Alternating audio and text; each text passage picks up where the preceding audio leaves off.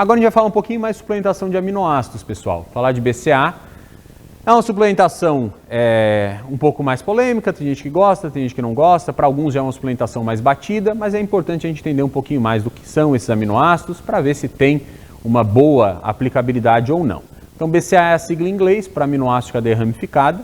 São aminoácidos essenciais, o nosso corpo não produz, então a gente tem que consumir através da alimentação. São 3 aminoácidos: leucina, isoleucina e valina. O uso de BCAAs no âmbito esportivo já é bem antigo, é um dos suplementos mais antigos que nós temos, assim como a glutamina, a creatina, e geralmente ele é utilizado na musculação e nos esportes como um todo, esportes de luta, de endurance, pensando em um possível efeito anabólico para ganho de massa muscular. Tem pessoas que utilizam pensando em um possível efeito anticatabólico, então para prevenir uma possível perda de massa muscular em resposta a uma dieta com restrição calórica. E no âmbito mais de performance, tem também o uso dele voltado para melhor desempenho. Tem algumas pessoas que utilizam BCA ou aminoácidos essenciais, tanto pré como o intratreino, para ver se isso potencializa o desempenho no treino. Então teria essas 3 vertentes: ação anabólica, anticatabólica e um possível efeito benéfico para a melhora de desempenho esportivo. Indo por partes, né? O que justificaria uma ação anabólica do BCA?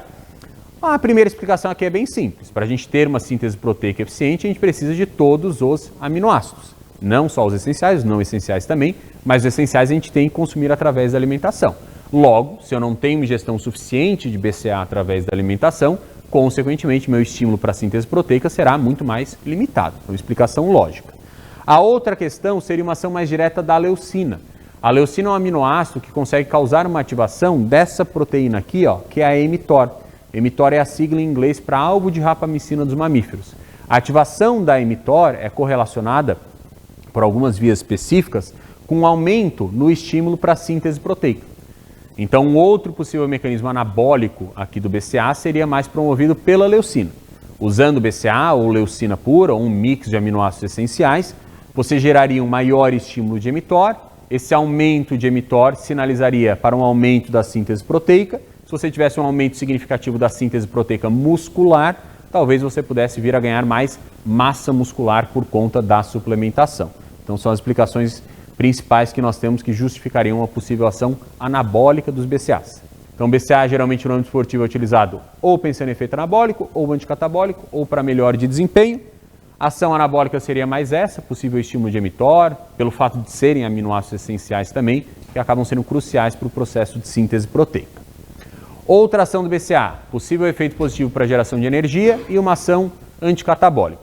Aqui a gente sempre tem que contextualizar, né? Sempre que a gente faz uma dieta com restrição calórica, a gente aumenta um pouquinho do uso de aminoácidos para a geração de energia.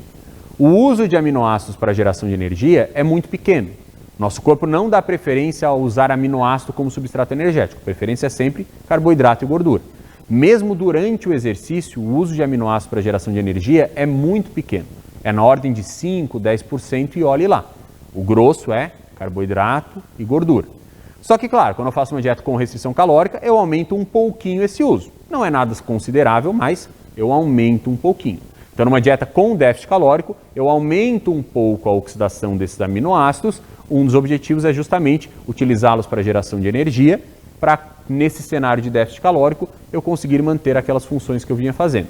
Então, a lógica de utilizar um BCA aqui, por exemplo, para ter um efeito anticatabólico, no contexto de déficit calórico, seria justamente isso.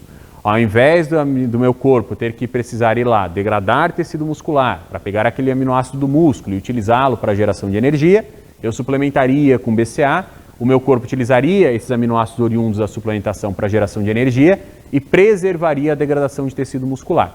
Os BCAAs, quando degradados, pessoal, dão origem a intermediários do ciclo de Krebs e por isso podem auxiliar na geração de energia. Valina e isoleucina são degradados até succinil-CoA, que é um intermediário do ciclo de Krebs, e a nossa leucina é degradada até acetil-CoA. O acetil-CoA, quando se une com o oxalacetato, gera citrato, faz rodar o ciclo de Krebs, poderia auxiliar na geração de energia também. Então a lógica seria, ao invés de eu ter que quebrar tecido muscular para pegar o aminoácido do músculo e utilizá-lo como substrato energético, eu dou o BCA, o corpo usa esse BCA como energia e preserva o meu músculo de ser degradado. Tem lógica isso? Tem. Tanto é que numa dieta com déficit calórico, a gente costuma aumentar o aporte proteico, em especial se é uma pessoa que tem um percentual de gordura baixo. Porque para a pessoa que tem um percentual de gordura baixo e quer baixar mais ainda, seja por fins estéticos ou por ser um atleta de fisiculturismo, a gente sobe a proteína na dieta. Um dos motivos é pensando em ação anticatabólica. Não é em ação anabólica, porque a síntese proteica muscular é limitada, mas em ação anticatabólica. Então, geralmente, num cutting de um atleta, a proteína, talvez se estivesse em 2 gramas por quilo, pode ir para 2,5, para 3, a depender do contexto. Por que eu aumento? Pensando em ação anticatabólica. Então, esse mecanismo tem lógica e a grande questão relacionada à suplementação com BCAAs é que eu não preciso necessariamente suplementar com um BCAA para ter esse efeito. É igual a questão anabólica. Tem lógica? Tem. Os BCAAs são cruciais para a construção de tecido muscular. Mas eu preciso, será que suplementar com BCAA para isso? A questão de efeito anticatabólico é a mesma coisa. Eu dar mais aminoácidos nos contextos de déficit, a depender do paciente, pode ser válido. Será que eu preciso suplementar com BCAA para isso ou será que eu posso só dar mais proteína na dieta como um todo? Então o mecanismo existe, é um mecanismo anticatabólico, até mesmo energético, né? A grande questão é se precisa da suplementação ou se eu posso adequar isso através da alimentação. Até porque a concentração de BCAA nos alimentos já é bem elevado. Então, se você tem uma dieta hiperproteica, você já vai ter um consumo bem elevado desses aminoácidos de cadeia ramificada. Um outro mecanismo que é correlacionado com melhora no desempenho esportivo diz respeito a essa fadiga aqui, ó, fadiga central. A gente pode ter alguns tipos de fadigas que ocorrem durante o exercício, causadas por diferentes fontes, queda de glicogênio, acidose, etc. E uma das fadigas que a gente tem mencionado na literatura é essa fadiga central, que seria ocasionada por um aumento nos níveis de serotonina durante o exercício. Essa serotonina em quantidade mais elevada, ultrapassando a barreira hematocefálica, através da ativação de alguns receptores específicos, poderia causar uma maior sensação de cansaço, de fadiga, de letargia. Então, fadiga central é uma fadiga que pode ocorrer no exercício pelo aumento na quantidade de serotonina, causando assim um maior cansaço, uma maior letargia. Como que ocorre essa fadiga central e onde que entram os BCAAs aqui? Sempre que a gente vai fazer qualquer tipo de exercício, independentemente da intensidade, da duração, a gente aumenta a lipólise. A gente tem uma liberação maior de catecolaminas, hormônios contrarreguladores, a lipólise aumenta. Então, se eu aumento a lipólise, eu aumento a concentração de ácido graxo livre. Esse ácido graxo, para ser transportado pelo meu organismo, ele precisa se ligar principalmente com essa proteína aqui, com a albumina. Então, para eu pegar esse ácido graxo que veio lá do tecido adiposo, transportá-lo para o músculo para ele ser oxidado, quem vai fazer esse transporte é a albumina. Obviamente que outras substâncias também se ligam à albumina para serem transportadas. Nesse contexto da fadiga central, vale mencionar o aminoácido triptofano. Quando a gente tem um aumento na concentração de ácido graxo livre pela maior lipólise, e esse ácido graxo que está livre vai lá e agora se liga com a albumina, ele acaba tomando o lugar do triptofano porque ele tem uma preferência na ligação. Consequentemente, aquele triptofano que estava ligado à albumina fica livre e este triptofano livre tem a capacidade de ultrapassar a barreira hematocefálica e uma vez ultrapassando a barreira hematocefálica, uma das vias que ele pode tomar, que não é a única, é ser convertido à serotonina e, em teoria, esse aumento mais expressivo de serotonina poderia causar a fadiga central. Então, um mecanismo relacionado à fadiga central é justamente esse.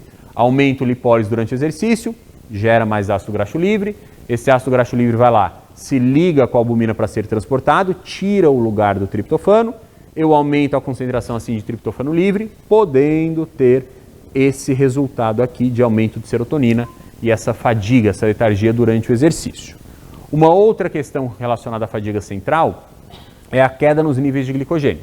Sempre durante o exercício eu tenho uma queda nos níveis de glicogênio muscular e glicogênio hepático. Quando os níveis de glicogênio vão caindo, eu vou aumentando um pouco a utilização de outros substratos energéticos para a geração de energia. Se o glicogênio está muito baixo, eu não tenho essa fonte de energia imediata, eu vou ter que utilizar outros substratos.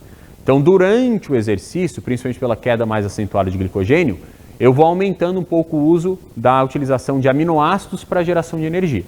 Como eu falei antes para vocês, o uso de aminoácidos para a geração de energia durante o exercício é muito pequeno, é na ordem de 5%, não tem muita relevância. Mas, de qualquer maneira, se o glicogênio está mais baixo, eu posso usar um pouco mais desses aminoácidos como substrato energético. Dentre os aminoácidos que são utilizados como substrato energético, 3 muito importantes são justamente os BCAAs. Então, quando eu começo a ter uma queda mais acentuada de glicogênio, eu posso aumentar um pouquinho a oxidação de aminoácidos durante o exercício para geração de energia, começo a degradar mais desses BCAAs, porque estou utilizando eles para geração de energia, E isso também pode impactar na questão do triptofano, porque os BCAAs, pessoal, eles competem com o triptofano pelo mesmo transportador para ultrapassar a barreira hematocefálica, que é o LAT1, transportador de aminoácidos grandes e neutros. Se eu começo a diminuir a concentração de BCAA na minha circulação, porque eu estou oxidando mais desses BCAAs para geração de energia, eu tenho uma menor competição do triptofano com BCAA pelo transportador.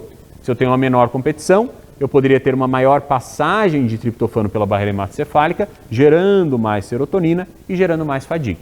Aqui que entraria o BCAA pré ou intratreino, por exemplo. Se eu uso esse BCAA, talvez eu não tivesse essa queda de BCAA na minha circulação, consequentemente teria mais competição com o triptofano, passaria menos triptofano pela barreira hematocefálica, gerando menos serotonina, gerando menos fadiga. Então esse é um mecanismo relacionado à fadiga central. Todo livro de nutrição esportiva praticamente fala sobre essa questão, mas aqui de novo a gente tem que pegar o mecanismo e botar para a prática. Na prática, pessoal, o que os estudos mostram é que mesmo que a pessoa suplemente triptofano antes do treino, em teoria se eu boto mais triptofano, esse processo todo poderia ser potencializado, né? Mas os estudos que usam triptofano antes do treino não mostram prejuízo no desempenho. Os estudos que usam antes do treino triptofano ou BCAA não mostram influência no desempenho. Então a relevância dessa fadiga central para a fadiga real durante o exercício é bem questionada pelos estudos. E caso essa fadiga central por aumento de serotonina tenha uma relevância maior, isso geralmente é mais aplicado para esportes de longa duração. Porque é nos esportes de longa duração que o glicogênio cai mais, que eu vou ter mais uso ainda de gorduras como substrato energético. E se você faz um esporte de longa duração, uma coisa que você tem que usar intra-treino é carboidrato. Ao usar carboidrato, esse processo de fadiga central também já começa a ser combatido. Então, mesmo em esportes de longa duração, onde a fadiga central tem um pouco mais de lógica, o uso de BCAA pré ou intratreino para tentar combater isso não se faz necessário, porque nesse cenário eu vou usar o carboidrato. E se eu uso o carboidrato, o glicogênio não cai tanto. Se o glicogênio não cai tanto, eu não aumento tanto a oxidação de aminoácidos. Se eu uso o carboidrato, talvez eu possa preservar um pouco também o uso de gordura. Consequentemente, tenho menos ácido graxo livre. Então, toda essa relação é vista. Então, o mecanismo existe, seria por conta disso aqui, mas os estudos que suplementaram triptofano ou BCAA não viram melhor no desempenho. E para longa duração, que é onde talvez tivesse um pouquinho mais de lógica, vai usar carboidrato e o carboidrato já é mais do que suficiente. Tanto é que os estudos que adicionam, isso eu até falei um pouco na aula passada, né? Os estudos que adicionam aminoácidos durante o treino de longa duração não veem melhor no desempenho. Então, por mais que a pessoa vá fazer um longão de 4, 5, 6 horas, não é necessário ter aminoácido ali. Claro que em alguns cenários a gente bota, pela questão de palatabilidade, etc., se a pessoa quiser comer, né? Mas a suplementação em si não vai ter efeito positivo. Então, mecanicisticamente seria para isso. Possível efeito anabólico, ação anticatabólica, melhora de desempenho pelo fato de auxiliarem na geração de energia, essa questão da fadiga central, que já adiantando, não tem muita relevância clínica. São os principais mecanismos que nós temos relacionados aos BCAAs. Então, fica claro quando a gente analisa isso, que esses aminoácidos são extremamente importantes do ponto de vista fisiológico. Eu preciso de BCAA para ter recuperação muscular, para ganhar massa muscular, porque são aminoácidos essenciais. A grande questão relacionada à suplementação é: preciso suplementar ou posso apenas ter esses aminoácidos oriundos da alimentação? Toda fonte proteica de boa qualidade já vai fornecer uma quantidade bem elevada de BCAAs. Por isso, como nós vamos ver nos estudos de forma geral, a suplementação de BCAA em cenário de dieta hiperproteica tende a ser bastante desnecessária, tá? Mas já vamos falar mais sobre os estudos.